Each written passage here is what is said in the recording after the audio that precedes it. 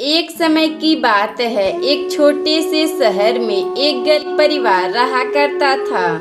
परिवार में महेश अपनी पत्नी सीमा और बेटी साक्षी के साथ रहता था। महेश काफी गरीब था, इसलिए वह एक ढाबे पर काम करता था। वह ज्यादा पैसे नहीं कमा पाता था। एक दिन महेश की पत्नी अपने पति महेश से कहती है, अजी आप दिन रात ढाबे पर काम करते हो, तभी भी आप उतने पैसे नहीं कमा पाते हो जितने पैसे में हम लोगों का पेट भर सके। और अपनी बेटी का क्या होगा, वह 5 साल की हो गई। मेरा सपना था उसका दाखिला एक बड़े स्कूल में करवा दूं। अरे भगवान, तुम काहे का इतना चिंता ले रही हो? देखना सब ठीक हो जाएगा। एक दिन अपनी बेटी एक बड़े से स्कूल में जरूर पढ़ेगी। अगली सुबह महेश अपनी पत्नी से कहता है, साक्षी की माँ, जरा मुझे खाना खिला दो। अब मुझे काम पर जाना है और मेरा टिफिन भी पैक कर देना। अच्छा बाबा, अभी लाती हूँ, तुम चिंता ना करो। फिर सीमा अपने पति महेश को खाना खिला देती है। महेश खाना खाकर अपने ढाबे पर चला जाता है। जब महेश ढाबे पर जाता है तो देखता है कि उसका ढाबा जल चुका था। हे भगवान, अब क्या होगा? मेरा ढाबा क्यों जल गया? मैंने किसी का क्या बिगाड़ा था? अब मैं क्या करूं? मेरे पास तो इसके सिवा और कोई काम भी नहीं है। महेश वापस अपने घर आकर अपनी पत्नी सीमा से सारी बात बताता है और जोर जोर से रोने लगता है। अजी ढाबे से हम लोगों का घर चलता था, अब ढाबा ही नहीं तो घर का खर्चा, मकान का किराया, यह सब कहाँ से पूरा होगा। भाग्यवान, तुम चिंता ना करो। जब भगवान एक रास्ता बंद कर देता है तो वह दूसरा रास्ता दिखाता है। अगले दिन महेश काम की तलाश में निकल जाता है, मगर उसे कोई काम नहीं मिलता है। इसी तरह कई दिन बीत जाते हैं।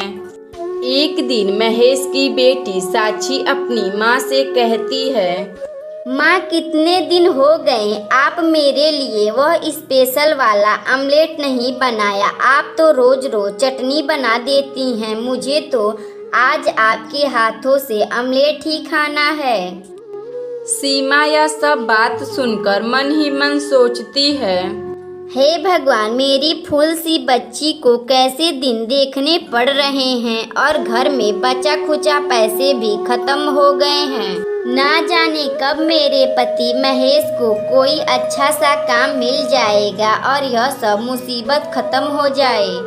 फिर उसी समय सीमा अंडे लाने चली जाती है और बढ़िया सा ऑमलेट बनाकर अपनी बेटी साक्षी को दे देती है। तभी उसी समय महेश थका हारा घर आता है और बोलता है, अरे वाह, रसोई में बहुत ही अच्छी खुशबू आ रही है।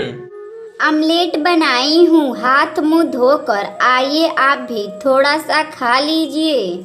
महेश अपनी पत्नी सीमा के हाथों का ऑमलेट खाकर बोलता है, असली स्वाद तो तुम्हारे हाथों में है। इतनी बढ़िया ऑमलेट बनाई हो कि मैं अपनी अंगुलियां चाटता ही रह जाऊं। अजी आप पहले ये बताइए कि आपको कोई काम मिला कि नहीं। बिना काम के यह घर कैसे चलेगा। तभी ऑमलेट खाकर साक्षी बोलती है, माँ आपने कितना बढ़िया ऑमलेट बनाई है कि जो खाए अंगुलियां चाटते ही रह जाए। तभी उसी बात पर सीमा अपने पति महेश से कहती है, अजी क्यों ना हम लोग घर के बाहर एक ऑमलेट बनाने का ठेला लगाएं। अब हम लोग कब तक हाथ पर हाथ धरकर ऐसे बैठे रहेंगे। बात तो तुमने सीमा एकदम सही कही हो, मगर सीमा तुम यहाँ के लोगों को जानती हो ना।